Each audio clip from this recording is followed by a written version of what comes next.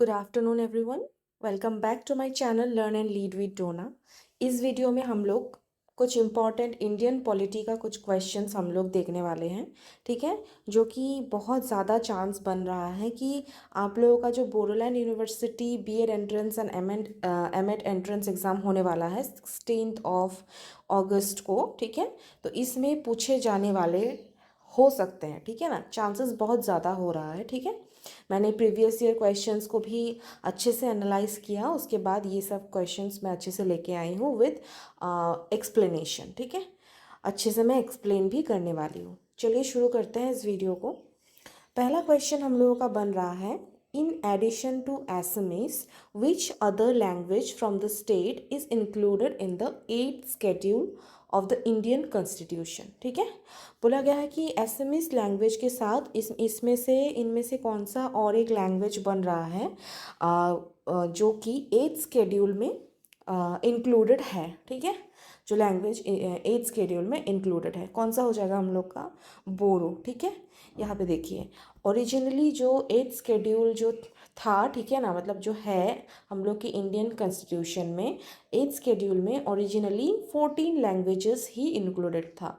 कब? जब कॉन्स्टिट्यूशन जब बन के आया था फर्स्ट टाइम 1950 में, ठीक है। तभी बस 14 लैंग्वेजेस था। लेकिन आफ्टर 92nd अमेंडमेंट एक्ट, मतलब 92nd अमेंडमेंट जब हुआ था 2003 में, तब क्या हुआ, 4 लैंग्वेजेस और ऐड कर दिया गया है, ठीक है, इसमें 8th शेड्यूल में। उनमें से बोरो लैंग्वेज एक है, और 3 लैंग्वेजेस कौन सा है, यहाँ पे देखिए, लिस्ट ऑफ 22 लैंग्वेजेस मैंने यहाँ पे ऐड किया है, जो कि 8th शेड्यूल में अभी मौजूद है, ठीक है। ये 22 लैंग्वेजेस इसमें 8th शेड्यूल में इंक्लूडेड है। इनमें से यहाँ पे देखिए बोरो एक है, ठीक है, और एक क्या है, सांथली लैंग्वेज है, ठीक है। इनमें से और एक है, ठीक है, डोगरी है एंड मैथिली, ओके।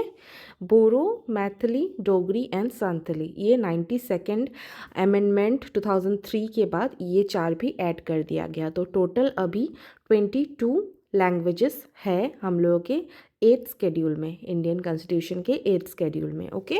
चलिए यहाँ पे देख लीजिए, आर्टिकल्स भी मैंने यहाँ पे ऐड कर दिया है। आप लोग यहाँ पे थोड़ा सा ओवरव्यू ले लीजिएगा, ठीक है। टोटल 9 आर्टिकल्स होते हैं यहाँ पे, ठीक है। चलिए अब नेक्स्ट क्वेश्चन पे हम लोग चलते हैं। यहाँ पे अभी मैंने आपको करवाया है लैंग्वेजेस 8th शेड्यूल में अभी 22 है, ठीक है। फिर दिया है which part of the Indian constitution deals with fundamental rights, कौन सा पार्ट है? पार्ट 3 आर्टिकल 12 to 35, ठीक है। फिर how many fundamental rights are there in the Indian constitution originally, ठीक है। ओरिजिनली बोला मतलब जब कॉन्स्टिट्यूशन बन के आया था, ठीक है, रेडी हुआ था 1950 में, ठीक है, अराउंड 1950 26 जनवरी में, जनवरी से ये इनैक्ट हो गया था, शुरू हो गया था, ठीक है। तो क्या तब कितना था total number of fundamental rights? Total 7 था, ठीक है। अभी जो है 7th नंबर को हटा दिया गया, ठीक है। अभी टोटल फंडामेंटल राइट्स अगर अभी पूछेगा तो वो हो जाएगा हम लोगों का 6, ठीक है। और ये जो हटाया गया है 7 नंबर, वो कौन सा था? राइट टू प्रॉपर्टी, पहले फंडामेंटल राइट्स में था, अब उसको हटा के लीगल राइट बना दिया गया, ठीक है। चलिए यहाँ पे देखिए, कुछ और इम्पॉर्टेंट क्वेश्चंस है। The directive principles of state policy DPSP के बारे में है। In the Indian constitution were borrowed from the constitution of, कौन सी कंट्री के कॉन्स्टिट्यूशन से ये बोरो किया गया है DPSP? Ireland, okay, Ireland. DPSP क्या होता है समझ लीजिए, मैं एक सिंपल वे में मैं आप लोगों को बता दे रही हूँ। Directive principles of state policy जो है ये एक तरफ से मतलब एक गाइडलाइन, ठीक है, गाइडलाइन जैसा है। किसके लिए? गवर्नमेंट के लिए, ठीक है। गवर्नमेंट के लिए एक गाइडलाइन प्रोवाइड हो रहा है, जो गवर्नमेंट जो है इस हिसाब से काम करेंगे, ठीक है। डायरेक्टिव प्रिंसिपल्स में जो जो चीज़ इंक्लूडेड है वो एक मतलब गवर्नमेंट के लिए वो चीज़ है कि कैसा क्या चीज़ कैसे करके करना है, ठीक है। एक गाइडलाइन प्रोवाइड किया गया है। फिर है the idea of fundamental rights in the Indian constitution was borrowed from. बोला गया है कि जो फंडामेंटल राइट्स जो फंडामेंटल राइट्स का जो आइडिया है वो कौन से कॉन्स्टिट्यूशन से लिया गया है, कौन से कंट्री के कॉन्स्टिट्यूशन से? क्या हो जाएगा, यूएसए। ठीक है, यूएसए से हम लोगों ने फंडामेंटल राइट्स का जो कंसेप्ट है, जो आइडिया है, यूएसए से हम लोगों ने लिया है, बोरो किया है। फिर 3 नंबर देखिए, the fundamental duties in the Indian constitution were inspired by the constitution of. Fundamental duties क्या हो जाएगा, यूएसएसआर। ठीक है, पहले जो सोवियत यूनियन, मतलब अभी का जो रशिया है, रशिया, ठीक है, रशिया को पहले यूएसएसआर, ठीक है, बोला जाता था। ठीक है, सोवियत यूनियन हम लोग बोलते थे। अब नेक्स्ट क्वेश्चन पे हम लोग चलते हैं। फंडामेंटल ड्यूटीज़ कौन से आर्टिकल में है, article 51A। Total 11 fundamental duties है। लास्ट वीडियो में भी मैंने आप लोगों को बताया था। ठीक है, फंडामेंटल राइट्स अभी टोटल 6 फंडामेंटल राइट्स है। ठीक है, चलिए नेक्स्ट क्वेश्चन पे चलते हैं। The idea of the preamble in the Indian constitution was borrowed from the constitution of. Preamble के बारे में बोला गया है। प्रियम्बल क्या होता है, जैसे ये कॉन्स्टिट्यूशन हुआ, कॉन्स्टिट्यूशन के स्टार्टिंग में जो एक प्रीफेस आता है, एक पेज आता है, स्टार्टिंग क्या होता है, we the people of India बोल के स्टार्टिंग होता है। ठीक है, उसमें सोवरेन, डेमोक्रेटिक, रिपब्लिक, ये सब एडेड है। ठीक है, तो वो जो है प्रियम्बल का जो आइडिया जो है, मेन आइडिया, वो कौन से देश से लिया गया है, देश के कॉन्स्टिट्यूशन से, यूएसए से हम लोगों ने लिया। लेकिन इसमें जो कुछ जो कंसेप्ट जो है, जहाँ पे यहाँ पे लिखा था इक्वालिटी, वो सब जो है अलग अलग देशों से लिया गया है। कुछ वहाँ पे जो मेन जो हम लोगों ने जो इसमें जो एडेड है इक्वालिटी वाला कंसेप्ट, वो हम लोगों ने फ्रांस से लिया। ठीक है, और कुछ जो है इसमें रशिया और दूसरे कंट्री से लिया गया। बट मेन अगर बोलेगा कि प्रियम्बल का जो मेन आइडिया जो है, मेन कंसेप्ट जो है, ये कौन से कंट्री से लिया गया है, यूएसए। ठीक है, किसी ने आप में से किसी ने यहाँ पे कमेंट करके बोला था कि प्रियम्बल जो होगा वो रशिया से लिया गया, बट ऐसा नहीं है। ठीक है, प्रियम्बल का डायरेक्ट जो लिया गया है, जो आइडिया जो है, वो यूएसए से लिया गया है। फिर the parliamentary form of government in India was borrowed mainly from. Parliamentary जो फॉर्म ऑफ गवर्नमेंट है, ठीक है, हम लोगों का जो पार्लियामेंट होता है, ठीक है, 2 हाउसेस है पार्लियामेंट में, लोकसभा, राज्यसभा। क्या होते हैं वो लोग जो है रिप्रेजेंटेटिव होते हैं। हम लोग उनको जो है इलेक्ट करके, इलेक्शन होता है प्रॉपर। ठीक है, हम लोग उनको इलेक्ट करके वहाँ पे भेजते हैं। फिर हम लोग के तौर से, हम लोग की ओर से वो लोग डिसीजंस लेते हैं। ठीक है, पार्लियामेंट में बैठ के डिसीजंस लेते हैं। ठीक है, तो ये जो parliamentary form of government in India है, वो कहाँ से लिया गया है, ब्रिटेन से। ठीक है, ब्रिटेन से लिया गया है, मतलब यूके जो है, ठीक है, ब्रिटेन। चलिए अब नेक्स्ट क्वेश्चन पे हम लोग चलते हैं। यहाँ पे देखिए, the concept of concurrent list was borrowed from. मैंने आप लोगों को लास्ट वीडियो में समझाया था कि हम लोगों का जो है टोटल 3 लिस्ट होता है। ठीक है, एक होता है यूनियन लिस्ट, एक होता है स्टेट लिस्ट, एक होता है कंकरेंट लिस्ट। ठीक है, कंकरेंट लिस्ट, यूनियन लिस्ट में जो सब्जेक्ट्स इंक्लूडेड होते हैं, ठीक है, वो जो है डायरेक्टली सेंट्रल गवर्नमेंट के अंडर हो जाता है। ठीक है, सेंट्रल गवर्नमेंट ही इसमें उस सब्जेक्ट के ऊपर डिसीजंस लेते हैं। और जो सब्जेक्ट स्टेट लिस्ट में होता है, वो स्टेट गवर्नमेंट जो है उस पर डिसीजंस लेते हैं। बट कंकरेंट लिस्ट में जो सब्जेक्ट्स इंक्लूडेड होते हैं, वो ये दोनों मिलके, यूनियन एंड स्टेट, मतलब central government and state government दोनों मिलके डिसीजंस लेते हैं। तो ये जो कंकरेंट लिस्ट का जो एक कंसेप्ट जो है, जो आइडिया जो है, वो कौन से कंट्री से लिया गया है, ऑस्ट्रेलिया। ठीक है, ऑस्ट्रेलिया से लिया गया है ये कंसेप्ट। फिर नेक्स्ट आप लोग देखिए, the idea of a federation with a strong centre in the Indian constitution was influenced by. हम लोगों को पता है, हम लोगों का जो इंडियन कॉन्स्टिट्यूशन है, या फिर जो इंडिया में जो जैसे चलता है, गवर्नेंस जैसे चलता है, कैसे होता है, हम लोग देखते हैं कि हम लोग का जो सेंट्रल गवर्नमेंट है, वो स्टेट गवर्नमेंट से थोड़ा बहुत पावरफुल है। ठीक है, कैसे, क्या बोलते हैं हम लोग, क्वासी फेडरल गवर्नमेंट बोलते हैं, QUASI, क्वासी फेडरल गवर्नमेंट बोलते हैं इसको। मतलब जैसे स्टेट गवर्नमेंट में और सेंट्रल गवर्नमेंट में दोनों के पास ही पावर्स होते हैं, बट थोड़ा सा जो है टिल्टेशन हम लोग देख पाते हैं कि फाइनल जो डिसीजन होता है, वो जो कुछ इम्पोर्टेंट चीज़ों में वो सेंट्रल गवर्नमेंट ही ज़्यादातर उसमें ज़्यादा पावर सेंट्रल गवर्नमेंट के पास होता है। तो इसको क्या बोलते हैं, क्वासी फेडरल गवर्नमेंट बोलते हैं। तो ये जो कंसेप्ट है स्ट्रॉन्ग सेंटर, हम लोग देखते हैं स्ट्रॉन्ग सेंटर मतलब सेंट्रल गवर्नमेंट के पास थोड़ा ज़्यादा पावर होता है, स्ट्रॉन्ग होता है। तो ये चीज़ हम लोगों ने कहाँ से लिया था, कनाडा से हम लोगों ने ये चीज़ लिया था। कनाडा कहाँ पड़ता है आप लोगों को पता है, ठीक है। वर्ल्ड मैप में आप लोग देखिएगा तो उसमें आप लोगों का मैप का भी आइडिया हो जाएगा और याद भी ज़्यादा रहेगा, ठीक है। कनाडा से हम लोगों ने ये चीज़ लिया, ओके। फिर नेक्स्ट आता है the procedure for amendment of the constitution was partly borrowed from. क्या बोला गया है, हम लोग जो अपना जो कॉन्स्टिट्यूशन जो बन के रेडी हुआ, ठीक है, कब कब हम लोगों ने अडॉप्ट किया, 26 नवंबर 1949 में हम लोगों ने अडॉप्ट कर लिया था। और इनेक्ट कब हुआ था, 26 जनवरी 1950, ठीक है। यहाँ पे लिख दो 1950, ओके। 1950 को हम लोगों ने ये कॉन्स्टिट्यूशन हम लोगों का इनेक्ट हो गया था, तभी 26 जनवरी को हम लोग हर साल रिपब्लिक डे मनाते हैं। लेकिन ये जो हम लोगों का कॉन्स्टिट्यूशन है, बीच बीच में आप लोग देखते होंगे कुछ कुछ अमेंडमेंट्स, कुछ कुछ चेंजेस हम लोग इस कॉन्स्टिट्यूशन में हम लोग लाते हैं, करते हैं, ठीक है। और वो ज़रूरी भी होता है, ठीक है, क्योंकि हर टाइम सेम नहीं रहता है, कुछ कुछ सालों बाद चेंजेस होता रहता है। तो हम लोगों के कॉन्स्टिट्यूशन में भी चेंजेस लाना ज़रूरी है। तो ये जो अमेंडमेंट का जो प्रोसीजर है, ये हम लोग कौन से कंट्री से हम लोगों ने बोरो किया है, साउथ अफ्रीका, ठीक है। साउथ अफ्रीकन कंट्री से हम लोगों ने ये बोरो किया है अमेंडमेंट का जो कंसेप्ट है। अमेंडमेंट आप लोगों को समझ में आ गया होगा, संशोधन जो होता है, ठीक है। चलिए अब हम लोग नेक्स्ट क्वेश्चन पे चलते हैं। यहाँ पे देखिए, विच of the following is not a language in the 8th schedule. यहाँ पे मैंने आप लोगों को अभी करवाया था, ठीक है, यहाँ पे दिखाया था मैंने सारा लैंग्वेजेस यहाँ पे मैंने दे दिया।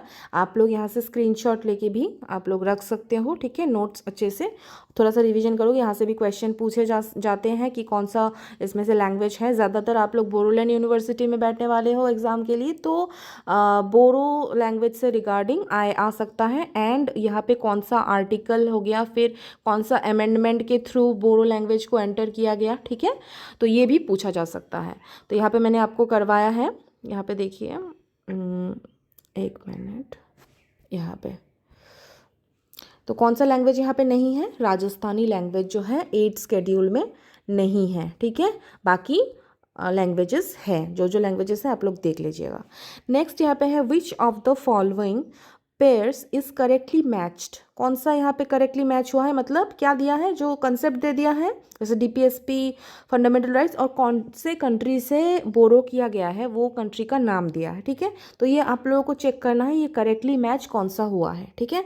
तो हम लोग को पता है कि डीपीएसपी जो है वो तो यूएसए से नहीं लिया गया है, कौन से कंट्री से लिया गया है, आयरलैंड से लिया गया है, ओके। फंडामेंटल राइट्स हम लोगों ने कहाँ से लिया है, यूएसए से लिया है। फंडामेंटल ड्यूटीज़ हम लोगों ने कहाँ से लिया है, ऑब्वियसली यूएसएसआर से लिया है, तो ये हो जाएगा हम लोग का सही आंसर। और पार्लियामेंट्री फॉर्म ऑफ जो गवर्नमेंट है वो हम लोगों ने कहाँ से लिया है, ऑस्ट्रेलिया से हम लोगों ने ले लिया है, ठीक है। यहाँ ऑस्ट्रेलिया नहीं, ये यूके, ठीक है। तो यहाँ पे सारा ही गलत है, खाली ये वाला हम लोगों का हो जाता है सही, फंडामेंटल ड्यूटीज़, ठीक है। ये यूके से हम लोगों ने लिया है, ओके। चलिए नेक्स्ट क्वेश्चन हो जाएगा क्या, यहाँ पे देखिए, under which article is the right to life and personal liberty guaranteed. यहाँ पे थोड़ा बहुत लोग जो है कंफ्यूज हो जाएंगे, क्योंकि हम लोगों का आर्टिकल 21A में आता है क्या, राइट टू एजुकेशन, ठीक है, वो भी अभी फंडामेंटल राइट बना दिया गया है, आर्टिकल 21A। देखिए आर्टिकल 21A एंड आर्टिकल 21 दोनों डिफरेंट आर्टिकल है, कंफ्यूज नहीं होना है, ठीक है। ये आर्टिकल 21 जो है ये एक डिफरेंट आर्टिकल है, एंड आर्टिकल 21A ये भी एक डिफरेंट आर्टिकल है, इस दोनों के साथ लिंक मत कीजिएगा, ठीक है। तो बोला गया है कि right to life and personal liberty वो आ जाएगा आर्टिकल 21 में, और अगर बोलेगा राइट टू एजुकेशन तो वो आ जाएगा आर्टिकल 21A में, ठीक है, दोनों अलग अलग है। यहाँ पे देखिए आर्टिकल 19 में क्या आ जाता है, फ्रीडम, ठीक है। फिर 20 एंड 22 में क्या आ जाता है, ठीक है, ये प्रिवेंटिव डिटेंशन से रिलेटेड है। चलिए अब नेक्स्ट क्वेश्चन पे हम लोग चलते हैं। Which article prohibits prohibits traffic in human beings, मतलब ह्यूमन ट्रैफिकिंग एंड जो बॉन्डेड लेबर, फोर्स्ड लेबर जो कराया जाता है, मतलब काम करा दिया जाता है विदाउट एनी वेजेस, ठीक है, विदाउट एनी सैलरी। तो वो क्या होता है, विच आर्टिकल इस चीज़ को प्रोहिबिट करता है, मतलब मना करता है, चीज़ को रोकता है, कौन सा आर्टिकल हो जाएगा हम लोगों का, आर्टिकल 23, ठीक है। आर्टिकल 23 में जो है ह्यूमन ट्रैफिकिंग एंड जो है ये फोर्स्ड लेबर जो है इसको प्रोहिबिट करता है, ठीक है। ठीक है, यहाँ पे एक चीज़ ध्यान में रखिएगा, आर्टिकल जो है 23, यहाँ पे मैं लिख दे रही हूँ अच्छे से, आर्टिकल 23 एंड जो है 24, ये दोनों ही आर्टिकल जो है राइट अगेंस्ट एक्सप्लॉयटेशन के अंडर आता है, ठीक है। ये दोनों फंडामेंटल राइट्स हैं, राइट अगेंस्ट एक्सप्लॉयटेशन। हम लोगों का जो है आर्टिकल जो 23 है, ठीक है, वो बोलता है, यहाँ पे 24 नहीं होगा, आर्टिकल 23 जो है वो क्या बोलता है, सॉरी यहाँ पे ये नहीं, मैंने गलत किया, यहाँ पे देखिए आर्टिकल 23 दिया है, ठीक है। आर्टिकल 23 क्या बोलते हैं यहाँ पे, ह्यूमन बींग्स का जो ट्रैफिकिंग होता है, human trafficking and forced labour को रोकता है। एंड आर्टिकल जो 24 है वो क्या करता है, जो बच्चा सब जो है अंडर मतलब बिलो 14 ईयर्स उनको जो है फैक्ट्रीज पे, ठीक है, मतलब एम्प्लॉयमेंट नहीं करना है, जो क्या बोलते हैं उसको, जो चिल्ड्रन बच्चा सबको जो काम पे लगा देता है, ठीक है, बिलो द एज ईयर, क्या बोलते हैं उसको, 14, ठीक है, फैक्ट्रीज में, ठीक है, या फिर कुछ खतरनाक जगहों में जो बच्चा सबको जो काम पे रख देता है, तो उस चीज़ को ये बैन करता है, ठीक है। आर्टिकल 24 में ये है, ठीक है, इसका भी आंसर बन जा रहा है, यहाँ पे 24 ही होगा, ठीक है, और ये हो जाएगा 23। नेक्स्ट क्वेश्चन पे हम लोग चलते हैं, freedom of religion is guaranteed under which articles. Freedom of religion के बारे में बोला गया है, क्या हो जाएगा, 25 to 28, ठीक है, फ्रीडम ऑफ रिलीजन। ये दोनों आप लोग अच्छे से देखिएगा, article 23 and 24 right against exploitation, 23 में बोला गया है human trafficking and bonded labour, और 24 में जो 14 ईयर्स के नीचे का जो बच्चा सब है उनको काम पे नहीं रखना है। चलिए अब नेक्स्ट क्वेश्चन चलते हैं हम लोग, यहाँ पे देखिए एबोलिशन ऑफ अनटचेबिलिटी के बारे में है, provided under which article, article 17। फिर एबोलिशन ऑफ टाइटल्स, ठीक है, टाइटल्स कौन सा आर्टिकल में एबोलिश हुआ है, आर्टिकल 18, ठीक है, 17 के बाद 18 याद रखिएगा, आर्टिकल 17 अनटचेबिलिटी, आर्टिकल 18 जो है टाइटल्स को भी, जैसे टाइटल लगाते हैं ना, जैसे राजा महाराजा हो गया, ठीक है।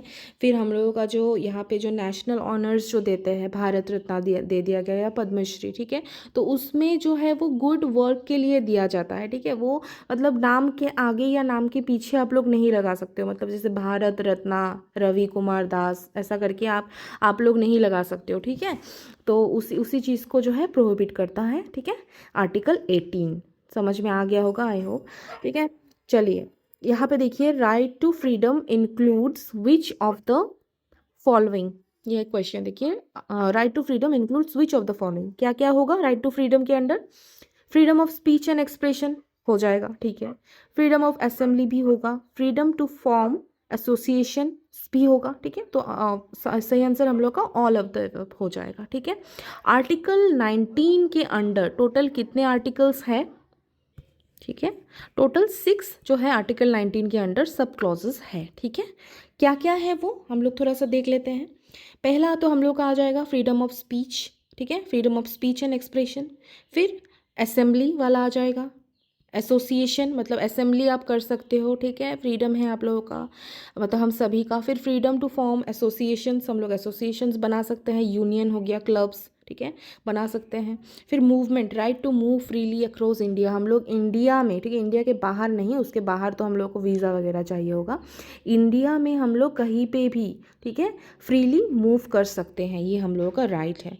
फिर right to live and settle in any part of the country, यहाँ पे इंडिया है, यहाँ पे हम लोग रह सकते हैं और सेटल होने का हम लोगों को राइट है इंडिया के किसी भी कोने में, ठीक है।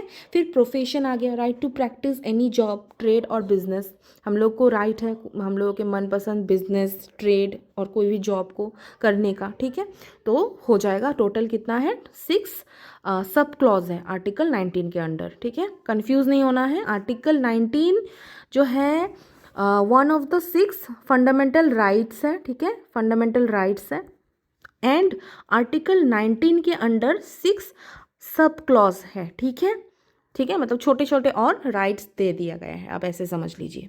फिर under which article are the 6 freedoms guaranteed, कौन से 6 फ्रीडम्स कहाँ पे गारंटीड है, अभी अभी हम लोगों ने पढ़ा आर्टिकल 19 के अंडर 6 फ्रीडम्स है।